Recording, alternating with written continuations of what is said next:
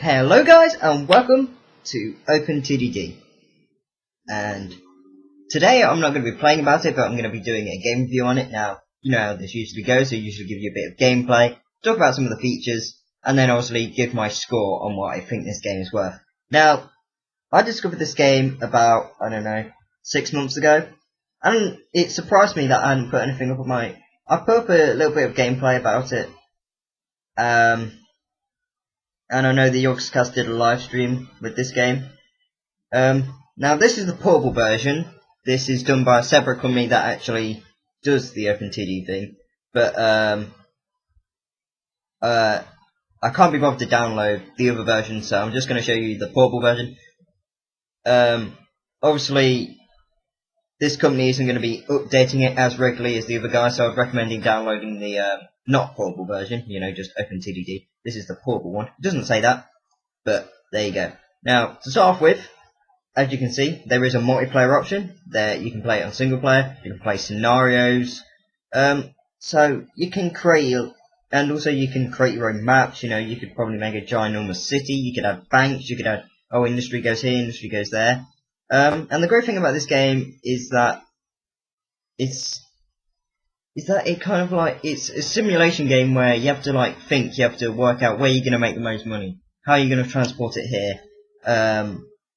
Now, of course, with a game like this, it's been updated, and yes, it's not the most graphical, entertaining game ever, but I'm just going to quickly jump in and load a game that me and my friend were playing a couple of days ago. Just to show you. So this is basically what me and my friend did. This is one of the, I think this is one of the smallest maps, and you can customize things when you create a new game. I'm not going to show you that because I want to get into the features of the game. I want to actually show you gameplay. And as you can see, look, you've got trains, you've got, now there's 4 different types of sort of land. This is the desert biome, but there's also the snow biome, the normal biome, or grass biome, I would like to call it. And then also there's one called, it's sort of like a sweetie land.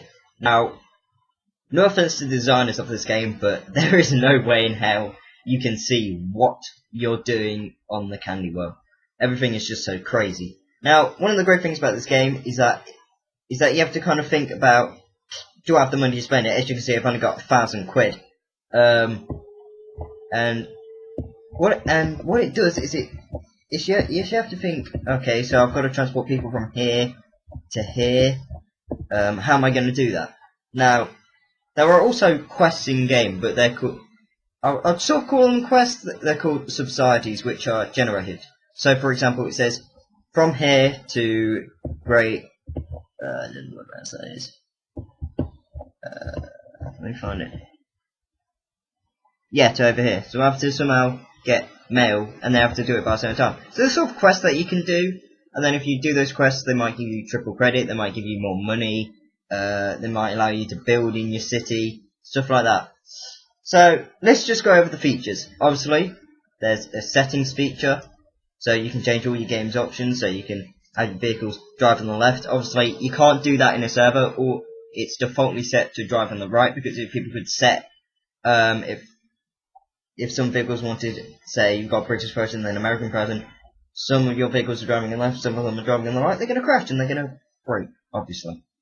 Now, as you can see, you can also name your towns. I can't edit this because obviously this was a server created, so I can change the language, but I'm not going to do that. Screenshot format, you can also view the readme. There is no, you can't change the base graphics set, that's what you're forced on. You can have no sound if you want to, but I don't see why you'd want that. Apparently there's one corrupted file, but I wouldn't worry about that. So as you can see, this is a basic game. Now it looks boring. You're kind of thinking, why should I play this? Well, it does interest you. I could easily play this game for hours, because you're kind of trying to make money. This is how business works in real life. You have to think, okay, so if I'm doing a mailing service, how am I going to make most money? Obviously, from having it from 2 close cities. Or and then obviously if a council came up and said, oh, would you supply this and we'll give you this much money, then obviously you'd supply that. That's how business works. This is how this works. Now, in this game, there's industries, so you can be heavily industry. You can transport passengers and mail across the thing. You can decide what your company wants to specialise in. You don't have to specialise in anything. You can do a bit of everything, because obviously the more money you're getting in, the stuff like that. Now, let's go over some of these features.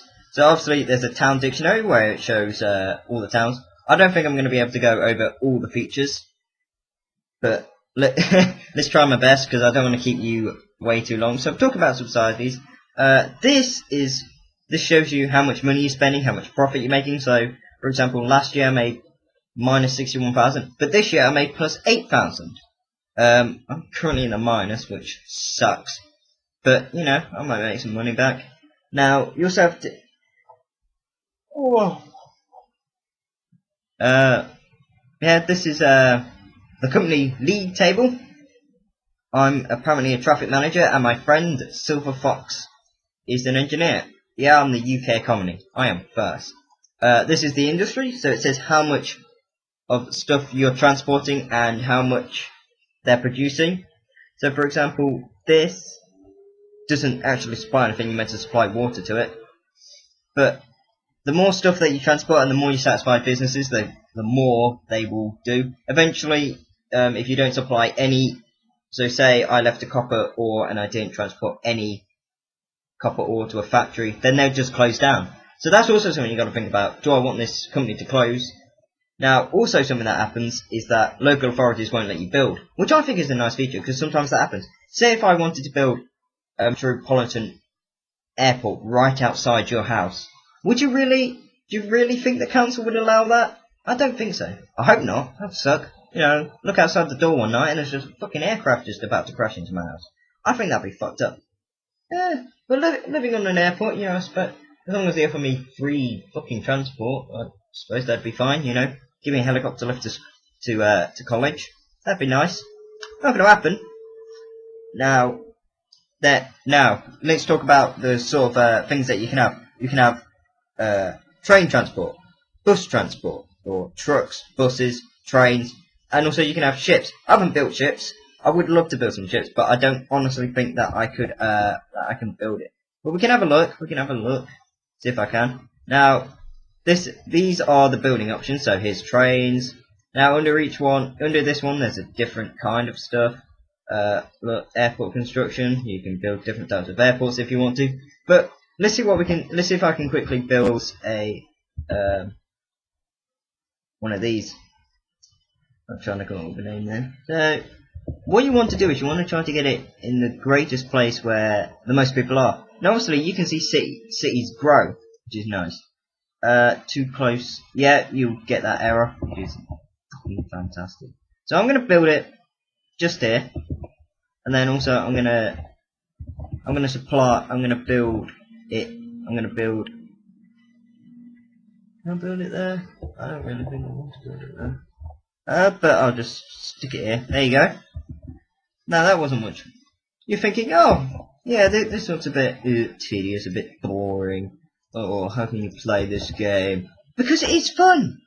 Just because a game isn't Call of Duty, you know, where you're constantly running around shooting people, you need other games. You need to play real-time strategies and stuff like this. I wouldn't call this a real-time strategy game. I don't think it has strategy elements. You can fuck over other businesses if you want, because they can't build on your land, so you could build a little road around their headquarters or something, and then they can't do anything. So, let's have a look. Let's see what ships I can build. So obviously this is the same thing for everything, and there's a delete button, delete all. Don't know what that button does. You can open it, close it, la-di-da-di-da.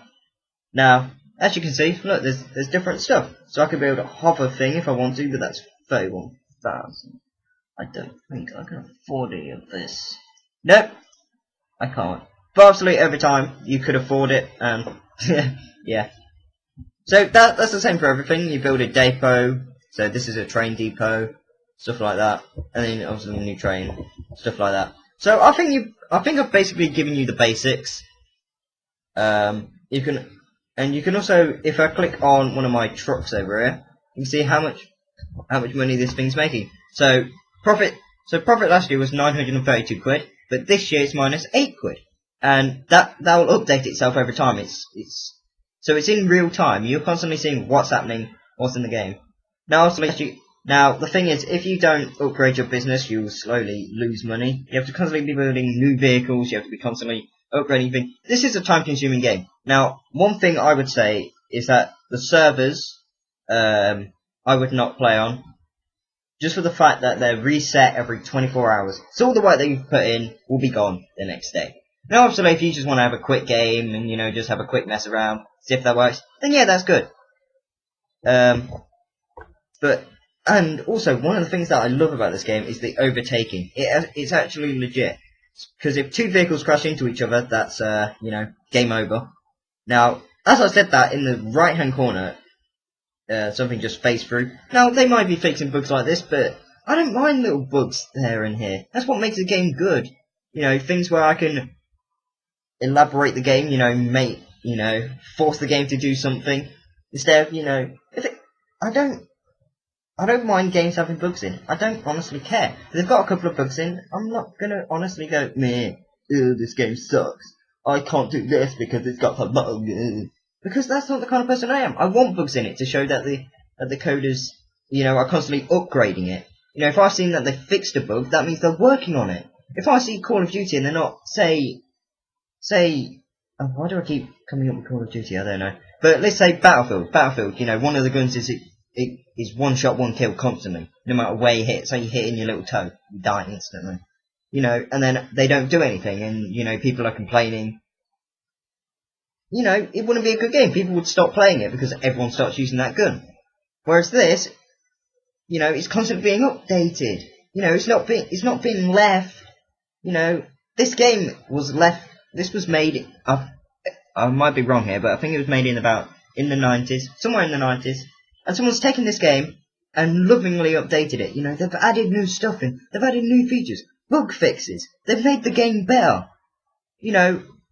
If a developer can't make a game like this better, then they don't really deserve to be in game development. Now, I'm not saying that all game developers should upgrade an old game, but surely it's a great project. Surely you must have your favourite game from the 90s. You know, my favourite game from when I was first born was Roller Coaster Tycoon. I would love someone to take that game and upgrade it. Of course they won't, because I think EA have bought them, and EA are assholes. No offense, EA. You make good Battlefield games, but come on, let people upgrade the old ones. You know. So that's basically what I'm going to say about this game. Now I'm going to rate it. You know, give it a score. How I feel. I haven't really said anything negative about this game, but I can't see anything negative. Yeah, it might be a bit boring at times, but it's one of those games that fills in the time when you need it to. Hey, Joe. Hi. Fuck you. You didn't talk to me. I came upstairs and you ignored me! Bastard. So, I'm going to give you my score. I think this might be the one game that deserves a 10. Just for the sheer fact that someone has lovingly restored this game to what it is. Now, I haven't showed you all the features. You can work it out for yourself. I really hope you download this game. Because if you don't, I will punch you. Right in the testicles. And they might swell up to the... If you've seen the documentary, Men with 10 Testicles, that's what I would make your testicles look like. 10 testicles, jeez. Yeah, 10 testicles. I would literally split them so hard. I meant 10 stone, but you know, let's just go with 10 testicles. Right, I'll see you in a minute once I've booted up PowerPoint. Whoa, PowerPoint. Hello guys, and welcome to the scoring. I forgot what I meant to score it on, so I just went for the two things that I thought were most important. Because basically, my head is turning into a scatterbrain. And if you can hear in-betweeners going on in the background, I apologise, but he would not shush. He would not shush! Yeah, look at you smiling, Gollum. Right. Fuck you. Right. Gameplay. Now, before I ended it, I said, I think this game might deserve a 10, but I decided in the end to give it a 9. There's a couple of bugs that they could always work on. You know, a game is never perfect. If you take, you know, Ratchet and Clank, all those other games, you see little problems with them. And you kind of think, oh, if they did this, or if they did that. That's kind of what I think with this game. You know, they could add so much more stuff. The gameplay aspect is kind of like, eventually you do get slightly bored. No offense to the developers if they watch this. It's not that I find it boring. I'm just kind of thinking on the perspective of, you know, people who've never played games like that before. They might find it kind of like a bit tedious, you know, repetitive slightly. But I like being able to repeat yourself. I like being able to do whatever I want. I like being able to destroy a city if I want to. That's the kind of person I'm like. Now features. Because this isn't the kind of game where you're forced to, you know, go by. You're not forced to do anything. You can do whatever you want. It's kind of like a sandbox mode, but you're restricted on the money. So physically, I would say that it's based more in real life than, you know, SimCity, the new one. You know, that's only available on Origin, which I think the SimCity developers should go fuck themselves for. Yes, I love online games, but I don't want to be forced to constantly be online. I like offline games as well. Now, for the thing, this is a game that deserves your love. This is a kind of game where I feel like we should back it up a bit more. People ignore open source games because they feel they're going to be shit, they're not worth the time, they don't deserve it. But I kind of feel that these games are better than, you know... Oh, Brownie. Why did I say Brownie? Bastard. Where did you even find that? I've been looking for food all day. Right, so I lost my train of thought. I apologise, but I have sort of like one of the things where I've sort of got like a light headache where Got a brain fart. I'll give you a fucking brain fart. I will. But this is a game that definitely deserves your love. I think we as a community should back up games like this. They're free because the developers don't want to give something back to you. We shouldn't be forced to pay for every single game that comes out, you know. If every company released one free game and they put their time into it, they'd get a lot more fans than they have. Like, for example, Treyarch. People were not happy, you know, constantly paying money for a COD game that's constantly repetitive. People aren't in the mood for, you know, people aren't into games like Mass Effect because they kind of feel, I don't want to spend my time making decisions. I don't want to waste my time doing la-di-da-di-da and doing this and whatever. Now, they're great games, but you kind of feel like ones if they did a free-to-play version of this. I play free-to-play games that are better than this. So, the games that you pay for have to up their game here. Because games like this are slowly overtaking them. I'm being truthful here. I'd rather have a free-to-play game than fucking COD. Because COD can go eat my cock. Now... You don't have one. Fuck you. But, as I've said, this is what I feel. I do feel that this game deserves a 10, but I can't bring myself to give it to it. It just has slight glitches here and there that I think could be fixed. Or, you know, extra features that could be added. As I'm thinking, you know, I'm kind of thinking, oh, they could do this, they could do that, they could do this. And that's the kind of person I am. I don't think I'm ever going to give the game 10 out of 10. Unless it is a game based on a mole that lives in a hole. His name is Joel. Yeah, see how I line that up? Basically, what's happening here is me and Joel having a staring contest across the thing. So I can't actually push the pause button. Joel, you can push the pause button for me because I don't know where it is on my keyboard. So I'm staring at you. I've lost. Fuck, I lost. Well, bye guys. I lost the staring contest. Fuck the contest.